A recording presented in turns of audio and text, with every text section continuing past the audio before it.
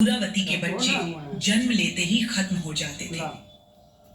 कुछ सालों बाद शीलावती के सातों पुत्र बड़े हो गए और राजा के दरबार में काम करने लगे। उन्हें देखकर कपूरावती के मन में ईर्ष्या और जलन की भावना उत्पन्न होने लग गई। इस ईर्ष्या की भावना में कपूरावती ने राजा से कहकर शीलावती के सातों बेटों के सर कटवा दिए। फिर उन सातों सिरों को साथ में बर्तन में डालकर ढक दिया गया और शीलावती के पास भिजवा दिया गया। यह सब देख भगवान जीमूत वाहन ने मिट्टी की सहायता से सातों भाइयों के सर बनाए और सभी सिरों को धड़ से जोड़कर उन पर अमृत छिड़क दिया, जिसके कारण वे सात भाई फिर से जिंदा हो गए और घर लौट आए। रानी ने जो कटे सर भिजवाए थे वह सब फूल बन गए। कपूरावती समाचार पाने को बहुत व्याकुल थी, लेकिन जब उसे इस बात का पता चला तो वह अपने बड़ी बहन के घर गई और वहां सबको जिंदा देखकर आश्चर्य में पड़ गई और बेहोश हो गई। जब कपूरावती होश में आई तो उसने अपनी बड़ी बहन से यह सारी बात बताई और अपनी गलती का पछतावा किया। भगवान जीमूत वाहन की कृपा से बड़ी बहन को पूर्व जन्म की सारी बात याद आ गई और वह अपनी छोटी बहन को उसी पेड़ के नीचे लाकर पूर्व जन्म की सारी बातें सुनाई, जिसे सुनकर कपूरावती फिर बेहोश हो गई और मर गई। जब राजा तक इस बात की सूचना मिली तो उन्होंने उसी जगह पर पेड़ के नीचे कपूरावती का दाह संस्कार कर दिया। श्री शंकर पार्वती भगवान जी की जय बोलिए, श्री जीमूत वाहन जी की जय। जितिया व्रत की तीसरी बड़ी महत्वपूर्ण कथा को सुनते हैं। एक समय की बात है, किसी गांव में एक ब्राह्मण और ब्राह्मणी रहते थे। ब्राह्मण और ब्राह्मणी के 5 बेटियां थीं। ब्राह्मण भिक्षा मांगकर अपने परिवार का पालन पोषण करता था। जब वह अपने घर आता तो उसकी बेटियां रोटियां बनाकर पेट भर खा लेती और आधी आधी रोटी ब्राह्मण और ब्राह्मणी खा लेते थे। एक दिन ब्राह्मण ब्राह्मणी से बोला, आज मैं जो अनाज लाऊंगा उसमें से आधा अनाज बेटियों को दे देना और बाकी आधा रख लेना। जब वह सो जाएंगे तब हम दोनों रोटी बनाकर पेट भर खाएंगे। ब्राह्मण की बात उसकी छोटी बेटी ने सुन ली और जाकर अपनी बहनों को सारी बात बता दी।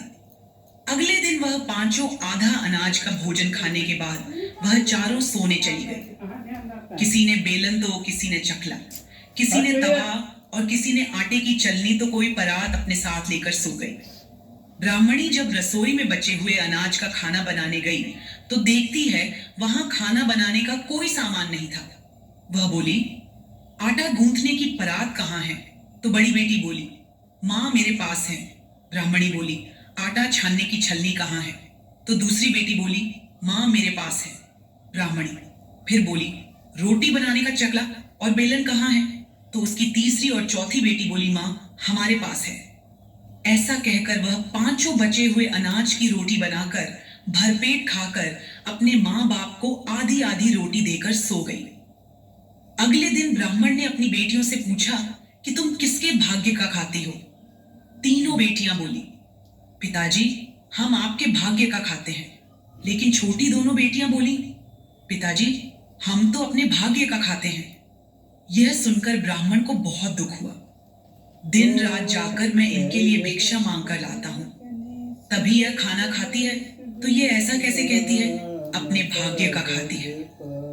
इस बात से ब्राह्मण नाराज हो गया और अगले दिन अपनी दोनों छोटी बेटियों से बोला, चलो मैं तुम्हें तुम्हारे मामा के यहाँ ले चलता हूँ।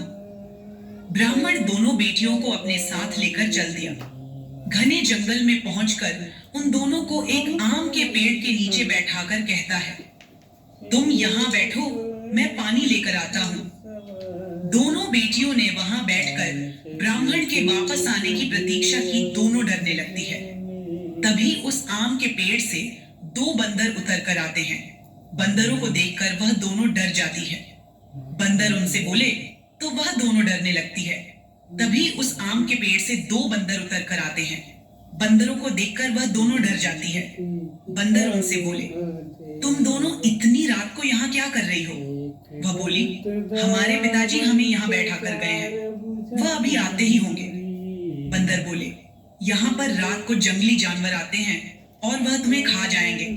चलो हमारे साथ सामने वाली गुफा में वहां रात बिता लेना, दोनों बहनें बंदरों के साथ गुफा में चली गई। अंदर जाकर वो दोनों देखती है कि गुफा के अंदर तो एक बहुत बड़ा महल है। चारों तरफ हीरे मोती जगमगा रहे हैं। वह दोनों बंदरों से पूछने लगी, आप कौन हैं? तब बंदरों ने उन्हें बताया कि हम दोनों राजकुमार हैं। एक साधु ने हमें श्राप दिया था, जिसके कारण हम बंदर बन गए और हमारा नगर इस जंगल के नीचे धरती में समा गया। लड़कियों ने पूछा, तुम्हारा यह श्राप कैसे कटेगा?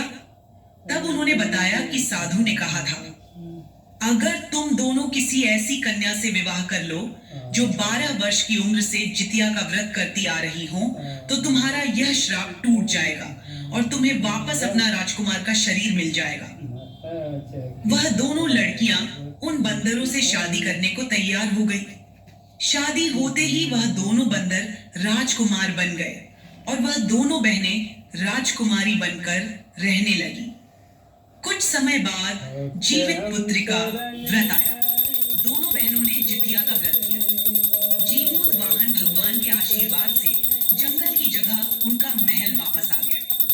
यह देखकर राजकुमार बहुत खुश हुए और वह समझ गए कि जीमूत वाहन भगवान की कृपा से हमारा राजपाट धन दौलत वापस आ गया है। दूसरी तरफ ब्राह्मणी को अपनी बेटियों की याद आई तो वह ब्राह्मण से बोली, पूरे 2 साल हो गए हैं, बेटियों को उनके मामा के घर ले गए थे, उन्हें वापस लेकर आओ।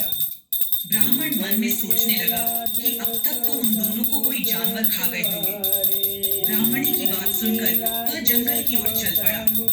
आगे जाकर देखा कि जंगल की जगह एक सुंदर महल बना है। वहां आसपास में पूछा तो लोगों ने बताया कि 2 लड़कियों के जितिया व्रत के प्रभाव से यह राज्य और राजकुमार वापस आए हैं। ब्राह्मण जाता हुआ महल तक पहुंचा। ब्राह्मण को देखते ही दोनों बेटियां दौड़ती हुई उसके पास आए और अपने पिता का खूब आदर सत्कार किया और जीमूत वाहन भगवान की कृपा की सारी बात ब्राह्मण को बता दी। ब्राह्मण दोनों बेटियों से हाथ जोड़कर माफी मांगने लगा और जीमूत वाहन भगवान की जय जयकार करने लगा। जैसे जीमूत वाहन भगवान ने उन राजकुमार और दोनों बेटियों को दिया, ऐसा ही सबको देना। बोलिए श्री जीमूत वाहन भगवान की जय। प्राचीन काल की बात है, पार्वती जी ने किसी स्थान पर स्त्रियों को मिलाप करते देखा तो शिव जी से उसका कारण पूछा। शिव जी ने बताया कि इन स्त्रियों के पुत्रों का निधन हो गया है, इसलिए यह विलाप कर रही है। पार्वती जी बहुत दुखी हो गई। उन्होंने कहा, हे नाथ, एक माता के लिए आज मैं पेरेंट्स से बात करना चाहता हूँ। आज की जनरेशन इंटेलिजेंट भी बहुत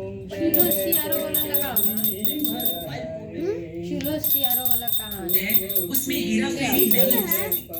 किंतु जीमूत वाहन जी की पूजा से माताएं अपनी संतान पर आई प्राण घाटी संकटों को भी डाल सकती हैं। जो माता आश्विन मास की कृष्ण पक्ष की अष्टमी को जीमूत वाहन की पूजा विधि विधान से करेगी तथा व्रत का पारण भी किया, उसके बाद अगले जन्म में दोनों सहेलियों ने पुत्री के रूप में एक ब्राह्मण परिवार में जन्म लिया। उनके पिता का नाम भास्कर था। शील बड़ी बहन और सियारिन छोटी बहन बनी।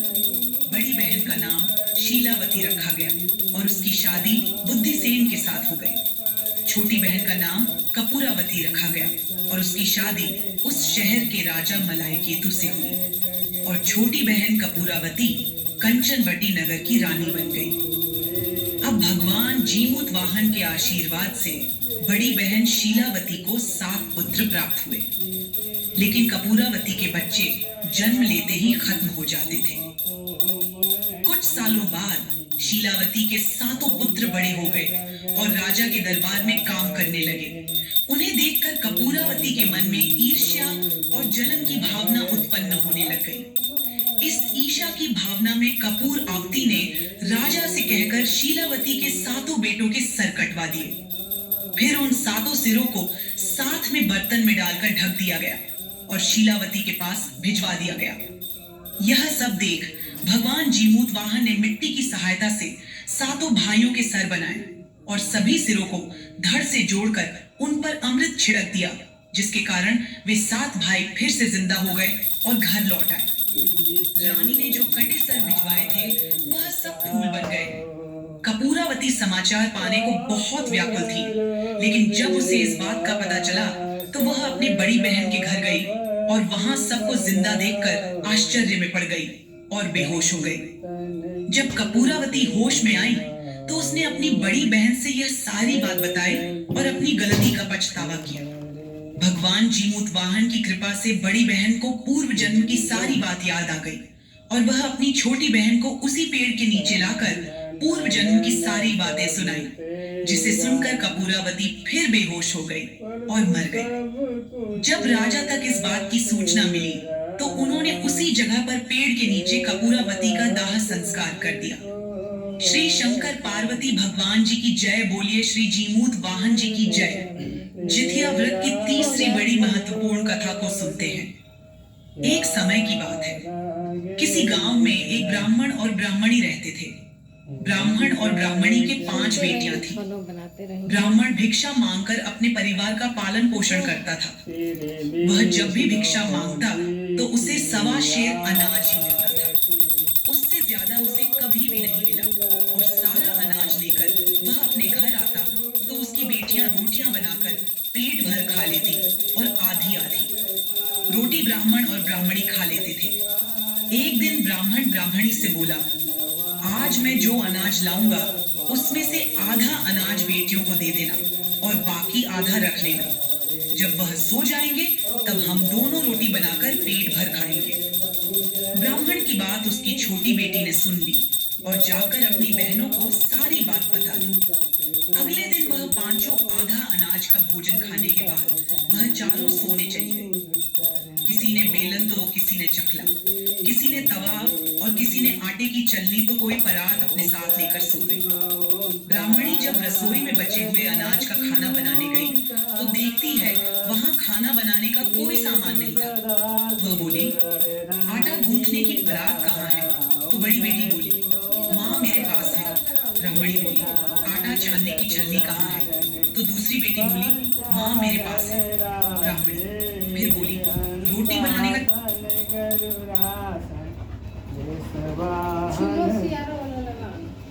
बंदरों से पूछने लगी, आप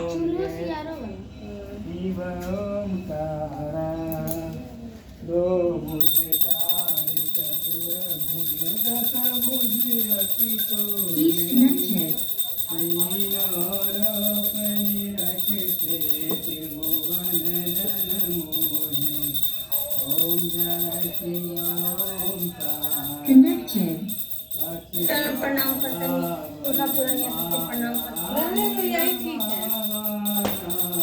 फोन आ रहा है क्या? अभी देखो तो मोबाइल में मेरे।